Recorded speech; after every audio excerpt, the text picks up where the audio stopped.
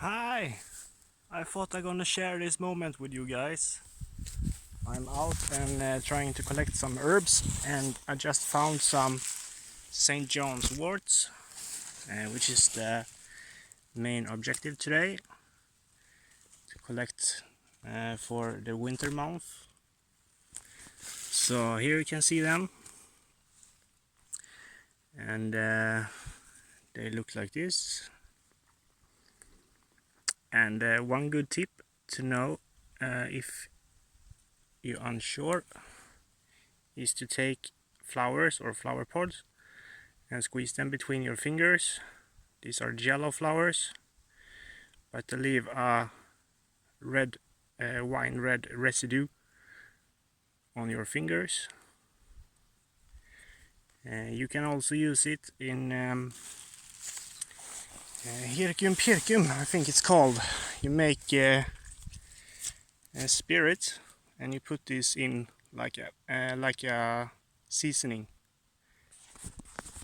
So it's a fun thing to know, but as I told you guys before, as always, you need to be careful which herbs you use from the wild, and don't combine with medications that it doesn't combine with. You have to do your own research and do it on your own risk. Here we are. I have been out for maybe an hour and a half. I got a whole lot of St. John's wort, and I even found a patch right here where there are a lot of them growing too. And I thought I might go over some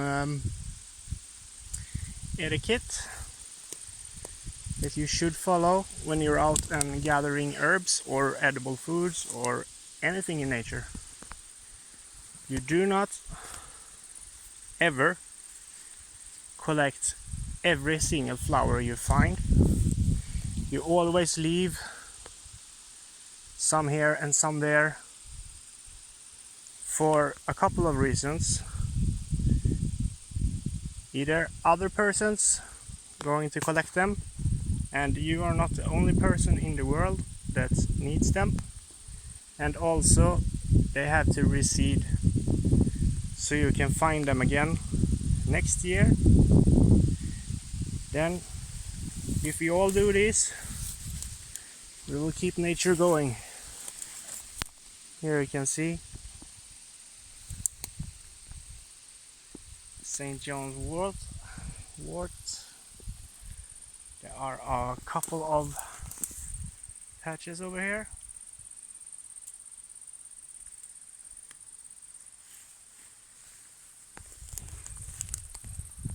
So, as you can see, I'm gonna pick a few more, then I think I'm good for today. And as I said, they are good to have during those cold, dark months in the winter, because in Sweden we have long, cold, dark winters, and this herb helped me to get by, to get me through the winter. It's a mood booster, antidepressant, and overall a good medicinal plant to know. And here, you recognize this one? Which we talked about in another video. Yarrow.